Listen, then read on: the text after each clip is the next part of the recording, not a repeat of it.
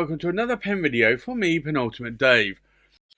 So this is a pen I have on loan from a friend that attends my pen club that I organise by the name of Gary, or Dapperman. You can see his blog, Dapperman, and read his pen reviews. Now, he's lent me this pen along with other pens as well. This is a pen that I think he bought this year. It might have been the end of 2023, but I think it was this year. This is an ST Dupont, and I remember him buying this. It was in a Cult Pens sale, and they really had a really good price on these ST Duponts. And you'll see here, it does actually say ST Dupont, and just trying to see what that says there. It's just a number. It does actually say Paris. I think I need to get my eyes tested. But it's always difficult I'm trying to look through the camera at like a 10-degree angle. So it's always difficult to be able to see this. What I like about this pen, and I've wanted some of these for a while, is this guilloche with this glassy like coating on top. It's a little bit like a Fabergé type coating, sort of an enamel essentially over a guilloche. And it's really nice. I've looked at the Line D versions with the blue enamel, and I've liked those more. And I think there's one with a red enamel as well. But this is also quite interesting. I do like the black finish to it. What I would say is, the clip here is plastic. Now, that worries me, because on a pen this expensive, and ST Duponts are not cheap, I can easily see somebody snapping that clip off, because it is only plastic. It's not metal. And that does worry me. I'm trying to think of any pen that has a plastic clip, and to the life of me I can't think, or certainly not in my collection, any that have a plastic clip. But these are nice looking pens, I have to say.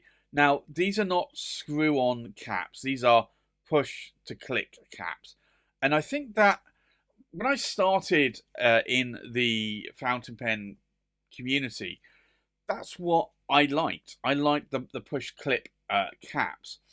I don't like them so much now, because they can work their way loose. Now, I don't know about ST Duponts. I know that I've had my Yardeleds one's a little bit loose when it goes on, so the cap doesn't always stay on nicely. Now, this does have a black ruthenium coated nib, and I'm trying to see, I think that says medium. So let me just have a look. Yes, it is a 14 karat gold medium nib there, and interesting to see the black ruthenium coating on that nib. It's a glossy ruthenium coating. Now, you do on this section have these vertical, sort of almost like Godwin lines or fluting going on. Now, I thought that would be very uncomfortable, but you don't feel it. If you run your finger over it, you definitely feel it like that, but you don't feel it when you're grasping the pen, which is an interesting way to ensure it grips better, or your fingers grip better. It is a cartridge converter pen. Now, these are plastic inner thread, so you probably could eyedropper that if you wanted to. In terms of can you post the cap, you can, and it will post quite securely and deeply as well. It does add quite a bit of back weight to that pen, because the cap itself is at least half the weight, I would say, of that pen. But it's a nice long pen, a little bit fluting down to a very thinner pen towards the end there, but that does allow you to post the cap a little bit better. But it's a comfortable pen to write with. And I do like the gear shape pattern, and I do like it that that gear shape pattern is under essentially an enamel type coating there. So you cannot feel that guilloche in any way, but as you twist that pen, you can just see how the light reflects off it. It really is quite nice. So I think with that, we'll do a size check, we'll do a weight check, we'll do a pen comparison, and then we'll do a writing sample. So the full length of the pen, we are looking at about 150 millimeters in length. The length of the cap, we are looking at, and I just want to see where that, so the cap is there. So the full length of the cap, we are looking at about 58 millimeters in length. And then we'll do the length of the body. We are looking at about 135 millimeters in length. So that in itself is an oversized pen for me. I typically say an oversized pen is around about 130 millimeters in length. And you can see that in the size of my hand. So I think let's now go and do a weight check. Now, at the moment, this isn't inked up. So the full weight of the pen, we are looking at just under 66 grams in weight. So 66, the weight of the cap, we're looking at just under 29. So the cap is just slightly less weightier than the body. And then the body, we're looking at just over 37 grams in weight. So that's not a light pen. It's not the heaviest pen that I've had or reviewed or have in my collection, but it's not a light pen for sure. So I think with that, let's do a comparison with other pens. So from left to right, we have the Marjon Titanium TI-136. We have a Pelikan M800 Vibrant Blue, or 805 Vibrant Blue. We have a Pelikan M800 Royal Gold Ardent. We have a Montegrappa Extra Otto. We have an Anoto Platinum Jubilee Overlay. We have an SD Dupont, and this is the line D in large.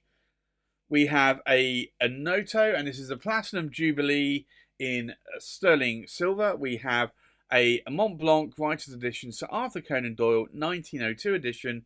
We have a Pelikan M1000 Ardent Starlight and a Pelikan M1000 Ardent Sunlight. So I think let's now go and do a writing sample. So this is the ST Dupont, and it is, let's get the name right, it's the line D in large, and they do a medium, I believe, maybe a small, and this is a medium 14 karat gold nib. Now the ink in here today is Diamine Earl Grey, which I think matches this pen quite nicely, even though it's not my pen and it is on loan. In terms of line variation, I definitely think we're getting a Western medium out of this nib.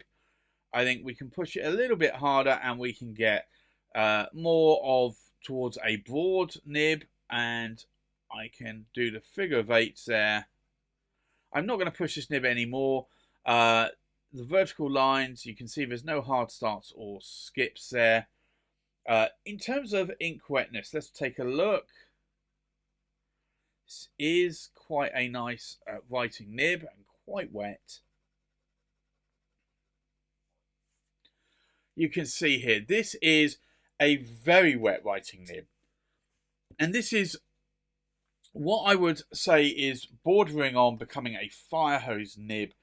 I do like how this nib writes. It writes like a smooth medium. It's got a little hint of feedback to the nib. So it's not buttery smooth, but it is a smooth nib. It is very wet. The nib being 14 karat gold though is actually quite firm. You can see that I can push a little bit more out of this nib, but you're not going to be able to push much more than that. But it is a nice writing nib. I have to say I do like how this pen writes. I do like the pen a lot. I still, if I picked one of these up and I could pick one up in a sale or significant discount, I think I'd go for the blue metallic-y version or the red metallic-y version if I could. But this pen is on loan to me. It's not mine. It's going back to Gary. So I'd like to thank Gary for loaning me this pen for review. You can check out his blog in the comments below or in the description of this video.